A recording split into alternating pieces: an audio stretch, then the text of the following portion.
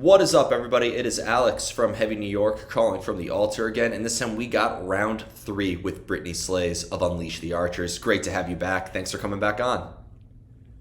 Yeah, thanks for having me. It's my pleasure. Yeah, it's so great to have you here. I can't believe it's been so long since I spoke to you in 2018 at the Kingsland, which still remains in like the top 20 most watched interviews on my channel. So thank you for Good. helping this channel grow. Awesome. Yeah. Oh, happy to be here. Happy to help. Yeah, but it's so awesome to have you here because when I was speaking to you in 2018, we were still talking about Apex, and then I rang you over the phone during 2020 to talk about Abyss. Now we got Phantoma coming out. Fantastic, fantastic album. I really do think that it is one of, if not the best Unleash the Archers album. For people who haven't heard the album yet, though, do you feel like that the singles that we heard, such as Ghosts in the Mist and Green and Glass, is like a good representation of this whole album, or is that just one little taste of what's to come? Yeah, it's hard to say because I genuinely think that every song is different and every song has its own vibe. And um, again, despite popular culture, we have written a record that is best listened to from beginning to end, starting with track one through track 10. So, yes, it is represented a little bit, but there's also a lot more in there that I think people will enjoy. I've noticed that since discovering Unleash the Archers that you definitely write albums that are not what I call shuffle friendly, meaning that Yeah. like they are meant to be listened to from start to finish. So how was picking the singles for this one? Is there a reason why you didn't choose a Human Era as like the first single or something like that? Yeah, no, I mean, that's more of like an intro track. It's kind of, yeah, I don't know.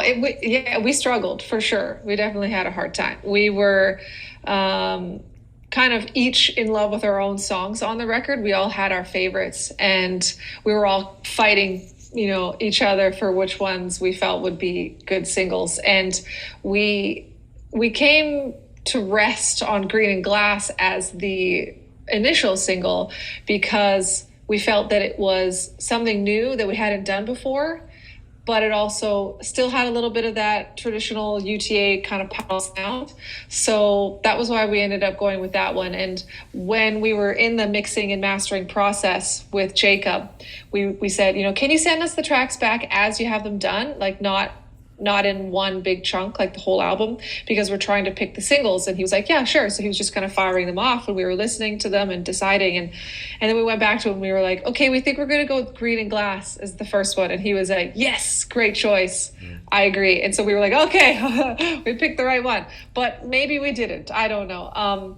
My personal favorite is Gods in Decay. I really love that track, and I think it's a lot of fun, but I was like totally outnumbered on that one. And a lot of the boys wanted Phantoma as the first single, but we were kind of also like, we've done that already. We've done the traditional power metal song as the first single a couple times now. So, well, not as the first single, but as a single a couple times. We were kind of like, let's not do that one. Let's try something new. But who knows? I don't know. We've had quite a few, polarizing views on the single so far. Yeah. Well, the single I was interviewing Necrot last night, and we were having a discussion about that where like you're kind of damned if you do and damned if you don't, depending on the first single you put out. Because I could easily see people putting out a single being like, oh great, another track by this band, nothing new, here we go. That kind of like Yeah. feel like it's running with the motions.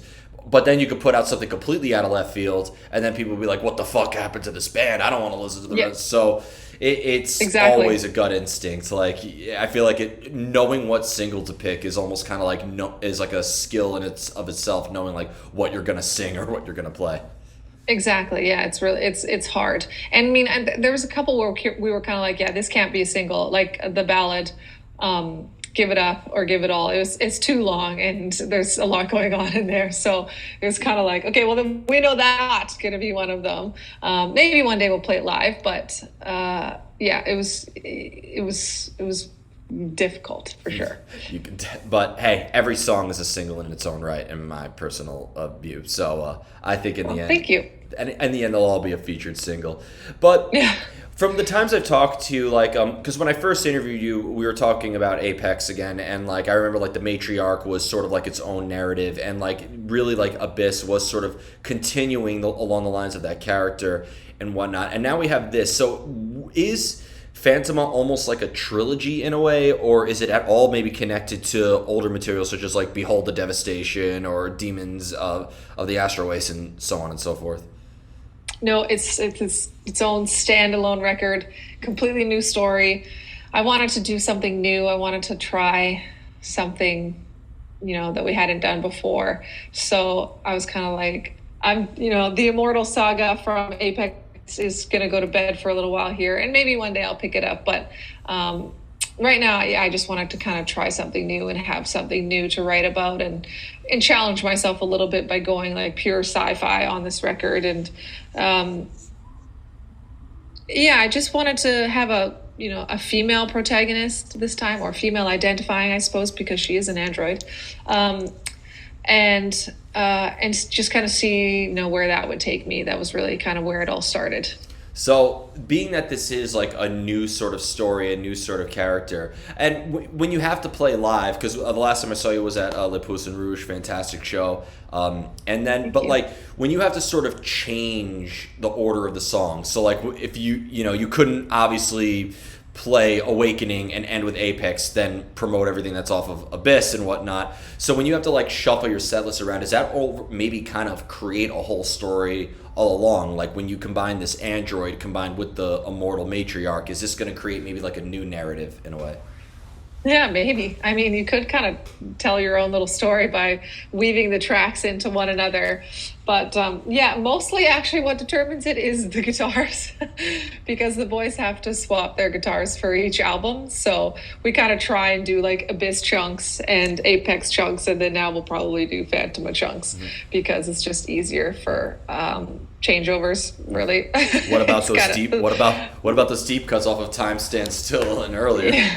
Yeah, we throw Time Stand Still in there with the Apex stuff because it's the same tuning. So, but yeah, Abyss kind of threw a little wrench in there. So, it's also kind of, you think about the dynamics of the set too when you're playing or when you're putting it together, because you want to kind of come out with a bang, and then you can kind of slow it down a little bit in the middle, and then you got to hype it back up again. So you really got to pick the placement of your tracks. And then you always want to have like some kind of epic closer. So, we were ending with, Apex for a really long time. And then we changed over to, why can't I remember the name of our last song on Abyss? No, it's all good. It's all good. I got the notes here to pick. Afterlife. Wow. Okay, that's hilarious. And then and maybe we'll try something new off of the new album once we start touring it. So, it's just kind of, it's about deciding how you want the whole night to flow, really, more than anything. Yeah. It seems like your catalog, you almost created like your own multiverse in a way. Yeah, totally. A lot of people have been like, so is this like connected to demons, or is this like a part of the Immortal Saga, or are they like all in the same universe? And I'm kind of like, well, no, but I mean, I guess they could be. I believe in the multiverse. They absolutely could all be happening, simultaneously, one another, and one day they meet. And Lacey from Demons of the Astral Waste can travel through different pathways in time, and the Immortal is immortal, so he could still be around when these. Who knows? You never know. I could see an Unleash the Archers documentary coming out where it's almost kind of like that setting from Spider-Man No Way Home, where they have all the different villains in the tube. So you'll have like the Immortal in one and like the Android in the other, and totally. Yeah, absolutely. Is there ever a time though where your own personal life or your own personal experiences are sort of a means of inspiration for Unleash the Archers as well? Like, could maybe these characters serve as like an external metaphor for maybe your own personal experiences, or is this project more or less just like a pure escapism where you don't want to bring your usual day-to-day experiences in it? I mean, you can't help but kind of put your day-to-day experiences into your music. It just happens. It forms you as a person, and thus it forms your music. So, there's a little bit of what I believe and what I feel in there. I am writing stories that are set in science fiction and fantasy, landscapes in order to allow the listener to escape from, the monotony of day-to-day life. But also, Fatima is about kind of, on the one hand, humanity and how selfish we are and how consumed we are with consuming and how we're destroying the planet because of it. And she kind of realizes, these humans that she fell in love with from afar, watching through the metaverse, are really just horrible, and she doesn't want to be one of them at all. And then on the other hand, it's also about how we portray ourselves on social media, because Fatima only sees this good side of humans, and she constantly thinks, wow, they're so creative and they're so beautiful and they live these amazing lives of freedom, and I really want that. And that's what we're constantly putting on the internet. But that's not really true either. We all have a daily grind, and we can say, oh yeah, no, look at me, I'm on this crazy trip to wherever, blah blah blah. But that's like 1 week out of the year, and you take a million bloody Instagram photos from that 1 week and you post them throughout the year, and it's like you're always living this life. But it's just not the case. It's never the case. Yeah. And so it's also about that. It's about Fatima realizing that everything that she's seeing isn't real. And she became human and kind of created her own personality around what she was seeing and around what was going on in this social media. And I think a lot of young people are doing that these days. They are being filled with these hopes and dreams of being a TikTok star, or being an Instagram influencer, or that kind of thing, and none of it's real. And they get out there into the world, and it's kind of like, oh my god, I have to get a real job, I have to pay bills, I'm never going to be able to afford a mortgage. It's all just, it's so shitty. You know what I mean? You definitely. I think, yeah, and so that's what the themes, the underlying themes of the record really are, is don't look at what other people are putting out there in the world and judge yourself based on it. Don't live up to these unreal expectations.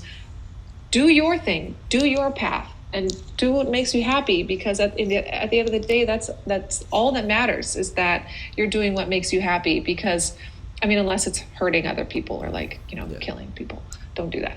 But forget other people, forget their opinions, forget what you think they have, created, or how they've succeeded in their lives, because it's probably bullshit. And just focus on your own path, because that's the only thing that you have control over. And I just feel like, I hear countless stories of really poor self-esteem and low levels of confidence, because you're constantly seeing these amazing lives out there, but it's not real. It's not. It's unfortunate, and I'm glad that you expressed that. And I think it's very creative that with this very unique style of heavy metal and with your own voice, you're able to express this meaning and this message. But why do you feel like that? Because I feel like with Android, or sort of like these external metaphors and these sort of sci-fi elements have been expressed through many styles of metal. Like, I've seen it expressed in technical death metal, I've seen it expressed in metalcore, I've seen it expressed in black metal. Why do you feel like the sort of style, for not to pigeonhole, but like this power metal style of Unleash the Archers has been the sort of best means of getting your point across? Because if I looked at a song like The Matriarch, I keep going back to that, I could look at those lyrics and instantly feel that intense riffing style that song opens up with, the incredible rhythm, the way that you're able to hit that range. So why do you feel like that this style of Unleash the Archers is the best way to get your point across? Sorry if that question was too long. No worries. I think it's mostly about power metal and just sort of heavy metal, traditional metal in general, being very vocal centric.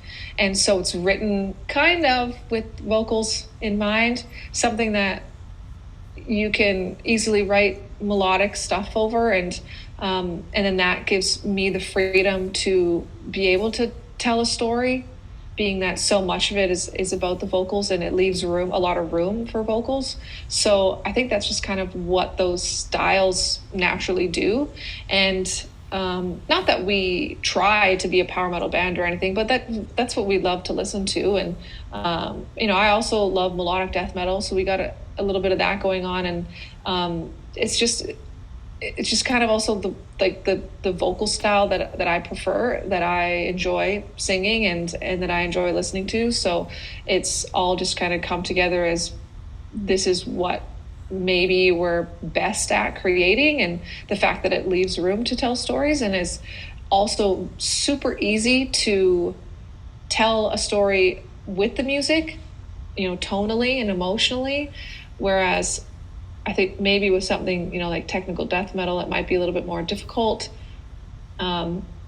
because not that I'm saying that technical death metal bands can't get melodic or be a little bit more free with the styles that they choose and that kind of thing. I mean, there's tons of tech death bands out there that are super melodic, but I just feel like it's kind of more about the music than it is about the vocals a lot of the times. Mm-hmm. So I just feel like it lends itself to it. You're not wrong. I interviewed Stefan from Obscura, actually not long before I interviewed you at the Kingsland show, and all of their albums are concept albums, and he said, I don't think fans really do a listen to the lyrics. And he wasn't saying it like it's a bad thing or he's offended by it. He likes that fans could interpret it in their own unique way. That's just the concept he likes to express, to leap from one song to the next. But when you are singing these songs, do you almost, and I've definitely asked you if you feel like you are portraying the character, when we see you on stage, is it almost choreographed in a way? Do you feel like you are that android, that you are that immortal, or are you more or less the narrator? Are you kind of like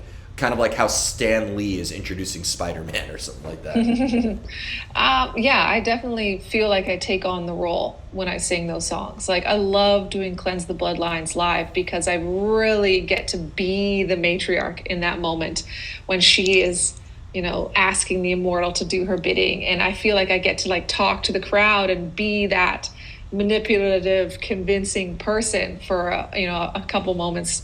And then another reason why I love The Wind That Shapes the Land live is because I get to be the immortal in those moments of triumph and struggle, and really fun getting to kind of play that character for a little bit. But when I'm writing the music and when I'm performing it in the studio, I don't feel so much like I am the characters, because it's about the vocal performance at that time more than it is about the stage performance. So yeah, very much in the studio, I'm kind of just the narrator and telling this omniscient view of what's going on. Whereas on stage, it's totally different, and I feel like I kind of embody the character more so at that time. And because you embody this character, but I think, the way that Grant brings his guitar work, or the way that Scott brings his rhythmic contributions on the drums, all the members really do bring, when I watch you all play live, every member almost feels like they are a part of a play, and really feels like that you're all so well in sync with each other. So the emotional energy that's channeled into the music, do you all kind of have to be, when a band tells me, oh, we all mutually came together or it was all in agreement? No. If you're in a band with 4 to 5 other people, you're all going to be feeling differently. You're all going to have different ideas and your different experiences. So do all of you really need to be in the same headspace when writing together, or could your different ideas or maybe your different emotions actually help add contrast to the sound? Yeah, absolutely. I mean, the reason why we sound like we do is because we are these particular individuals, right? And Scott's style is very different from what you would find in a traditional power metal drummer. He likes nuance and playing around with things and the beat and doing. He actually specifically likes sometimes doing exactly the opposite of what you would expect of this part, And sometimes Andy would be like, no, this isn't, boot camp, booty camp song. And Scott will be like, yeah, I'll do it for a second, but then let's try this over here. And it absolutely adds to that. And now that we have Nick on bass, who's actually a guitar player, a very, very talented guitar player, what he's added to it is so awesome. And it's like these layers. And then on stage, we're all there for the same reason. It's because we love playing music live. And so we're all having a really good time up there. And that's, I think, why we play well together, is because we're all motivated by the exact same thing. And when we're writing these albums, we're all always motivated by the exact same thing, which is, to tell the story. And when we started writing like this back in 2017 with Apex, I guess it was 2016. That's why I started with this whole method of creating the story, writing it out, making sure that everything was clear as day on what the songs should sound like and what's going on emotionally and in the storyline, so that we could all kind of use that to work together towards this goal of writing a record that feels a certain way. So, I mean, it's about bringing those personalities together to work, in the same direction that, is why we sound the way we do. And the energy that I've seen Unleash the Archers deliver on stage is really a force to be reckoned with. But when you are in the studio and there's technical proficiency that has to be met, and you're in a very static and very controlled environment in that vocal booth that looks like a confessional from hell, do you almost... how do you manage to bring that energy that we see on the live stage into a very, controlled and very, rather limiting environment? Yeah, it's hard. In the very first time that I recorded in studio, I totally sucked because I didn't know how to do that. It was incredibly difficult. And so I really had to learn how to put emotion into my voice without the crowd there in front of me, without the energy that the bounce back and forth between you. So it was definitely a learning curve. And but now I a lot of times I just kind of close my eyes and imagine that I'm on stage, or put myself in the place where the character would be at this time, and just kind of do my best to feel the emotions that I'm trying to put forward through these songs. But yeah, it's hard. There was a photo that I posted on Instagram during our studio time where I had squeezed my fist so hard during a part that I was trying to absolutely nail, that I had embedded nail marks into my hand, and I was kind of whoops, and I posted it on Instagram, and my buddy was like, "What the heck is that?" And I was like, "It's like nail marks in my hand because I had to work so hard to get this part right, and I had to do it so many times, and it was just so frustrating." But yeah, that's a part. It's like the things. You get to do all this fun stuff on stage and tour and play the music live, but if you don't put that same emotion into it in the studio, then you can tell, you can hear it, you can, and the songs won't be as engaging. So there are bands whose albums I will not really turn on when I'm putting my headphones in, but live are some of the most exquisite experiences. I know people who just can't stand power metal and will still go to a power metal show because of how fun they are and how tight they are too. There is everybody I know who may not be into power metal respects it, and I think that's pretty remarkable, especially because I think, again, it's a very difficult style. I feel like the sort of power metal style, for lack of better words, is really, I would say, the most naked in terms of you can't botch a note, you can't hide behind the smoke screen of overly distorted stuff. There's harmonies that have to be met. It's note for note, rhythmic for rhythm. It's very difficult. So to execute that in the studio and live is a long line of challenges. You succeed in it in all regards. So thank you. We try not to write things that we can't do live because you're really screwing yourself over there if you do that. Yeah. But it happens. There's parts that we definitely have to learn after we've written them and be okay, vocally I did this in the studio because I was 5 days in and my voice was perfect and it was exactly where it needed to be. It was how do I do this night after night on tour, and I got to teach my body how to do certain parts. So yeah, it's interesting. I remember when we first put out Behold the Devastation, a guy came up to me and was like, "I bought your record and I really liked it, but I have to say, you are way better live than you are in the studio. And I was just like, oh, I know, like this sucks. I got to learn how to be good in the studio because it's just as important. That's the debut. That album has the debut charm, as I call it. So like. I mean, the debuts suck, but yeah, no. Hey, listen, it could either be you have that debut underground charm that you get better next time, or you can make your debut your best, but then you fall into the Guns N' Roses or Linkin Park phenomenon where you're compared to that for the rest of your life. So, yeah. So I think it's better for this. And I have two more questions for you. That's cool, but one of them is pertaining to actually going back to your discography, because you also have EPs such as Explorers and Defy the Skies.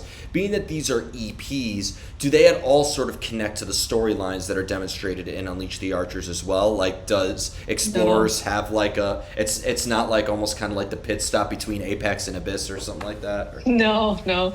Explorers was all just Canadian bands, given showing some love to our fellow Canadians. We recorded Northwest Passage when we did Apex because we wanted it to be the bonus track for that, the Japanese bonus track. But then we were like, oh man, this is way too good to be only available in Japan. So we recorded something else quickly for that and kept Northwest Passage specifically to put out an EP around it. And then we were like, well, we want another Canadian song for the B-side, so we found Heartless World and did that one just to kind of accompany it in that same sort of vibe of this is where we're at in the world and in the Explorers kind of vibe.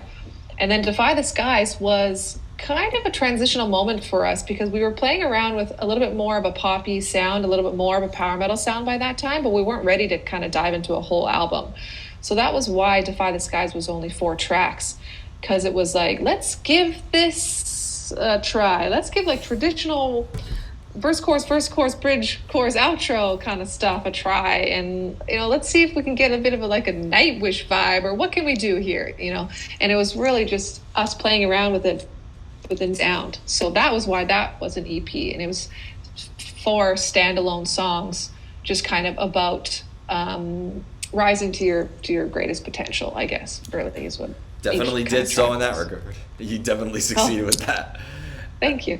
And the final question I wanted to ask you is circling back to that word power metal, and I should have asked this earlier, but I've heard power metal thrown around quite a lot, but I've seen plenty of power metal bands. Like, for instance, Blind Guardian is considered power metal, and you sound nothing like them. And then Powerwolf is, and I mean it as a compliment, you have your own things that make you stand out. Camelot falls into the sort of power metal category, and they sound very different.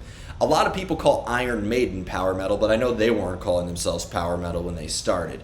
I'm just wondering, what makes power metal power metal? Is there an underlying element that is needed to make a power metal band a power metal band? I mean, no, because I feel like genres in general are just kind of dumb, I suppose you should say. Blah, blah, blah. So, I mean, I think it's kind of like soaring vocals and fast guitars. I guess that's power metal to me, and you can do that in so many ways. So I mean, I guess you could say like traditional power metal would be like a Bloodbound, Rhapsody of Fire, kind of Dragonland-y kind of thing, and then you've got a little bit more underground power metal, like like Lost Horizon or Twilight Force. Ooh. Twilight Force. I would say they're pretty traditionally power metal. Yeah, I don't know. It's hard to say, but that's the kind of thing. I think that's the line you got to walk. Is like you got some sweet vocals and some really fast, sweet tweedly deedlies. I think you can call yourself power metal, but you can call yourself whatever you want, really, at the end of the day. Yeah, because power is as much of an adjective as it is a noun. Like, I've said that metalcore bands are very powerful, that there's a lot of power in black metal and death metal and hard rock. Absolutely. So, like, I've just always wondered, like, what that meant in a way. I think when I interviewed Hansi from Blind Guardian, he said definitely lyrical subject matter plays a role in it too, because I don't know how many, and I could be wrong, but I feel like power metal doesn't really talk about failed relationships that much, or it talks about like subject matter like hardcore. Like, imagine like Bruce Dickinson singing like sick of it all lyrics. Fuck the system, Yeah. like fuck the system and everything.